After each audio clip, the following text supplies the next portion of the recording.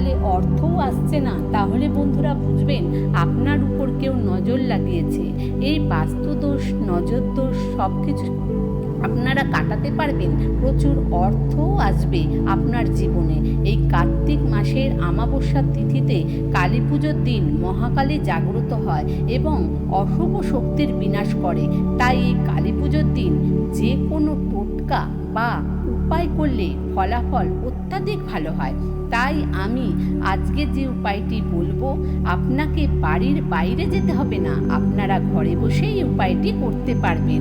এই উপায়টির মাধ্যমে বাস্তুদোষ, নজর দোষ এবং আর্থিক দিক থেকে উপকৃত হবেন।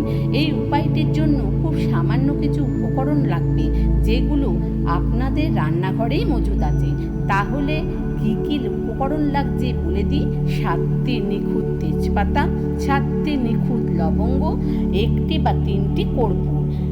হ্যাঁ বন্ধুরা, তেজপাতাগুলো দেখে নেবেন যাতে কোনো ছেঁড়া ফাটা না হয়, আর লবঙ্গগুলিও দেখে নেবেন, লবঙ্গগুলি যেন প্রত্যেকটা ফুলযুক্ত থাকে আর ডাটি যেন ভাঙা না হয়। আর আপনারা উপকরণগুলো একদম শুদ্ধ করে নেবেন। রান্নাঘর থেকে উপকরণগুলো নেওয়ার সময় দেখে নেবেন যেন তেজপাতা আর লবঙ্গ যেন কোনো প্রকার অশুদ্ধ না থাকে। সেরকম মনে হলে কালী পুজোর দিন দোকান থেকে এনে সংগ্রহ করে রাখুন। এই কাজটি শুদ্ধতা একান্তই প্রয়োজন।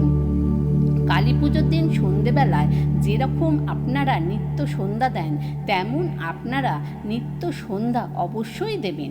প্রদীপ ও ধূপকাঠি জ্বালিয়ে মাকে পুজো দেবেন এবং সারা ঘরবাড়ি আলোকিত করে রাখবেন।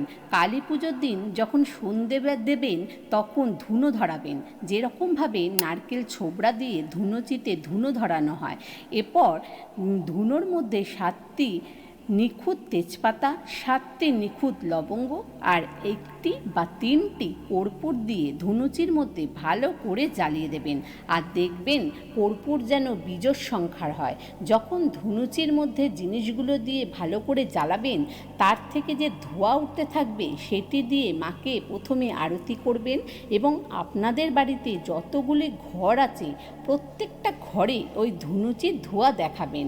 বন্ধুরা, যখন জিনিসগুলো পোড়াবেন তখন দেখবেন যে জিনিসগুলো ভালো করে পুড়ে যায় এবং যখন আপনারা ধুনুচি থেকে বের হওয়া ধোঁয়া সমস্ত ঘরে দেখাবেন যেন কোনো ঘর বাদ পড়ে না যায়। এমনকি বারান্দায়ও আপনারা দেখাবেন। তখন বাড়ির প্রধান দরজা অর্থাৎ মুখ্য দরজা বন্ধ করে দেবেন আর ঘরের সব জানালাও বন্ধ করে দেবেন 10 মিনিটের জন্য, কারণ ধুয়োগুলো যাতে ঘরের আনাচে কানাচে প্রবেশ করতে পারে। 10 মিনিট পর প্রথমে ঘরের প্রধান দরজা খুলে দেবেন, তারপর আস্তে আস্তে জানালাগুলো খুলে দেবেন। প্রধান দরজা খুলে দেওয়ার পর মাটির প্রদীপ, তিল তেল বা সরষের তেল দিয়ে জ্বালিয়ে দেবেন। আপনারা যদি সঠিক নিয়মে এই কাজটি করতে পারেন তাহলে আপনার বাড়ি থেকে বাস্তুদোষ কেটে যাবে। আর যদি আপনার এবং আপনার পরিবারের কোনো নজর দোষ লেগে থাকে তাহলে আপনার শরীর প্রতিদিন রোগ জ্বালা লেগেই থাকবে, এমনকি অর্থের দিক থেকেও কোনো উন্নতি হবে না। তাহলে বুঝতে হবে যে নজর লেগেছে।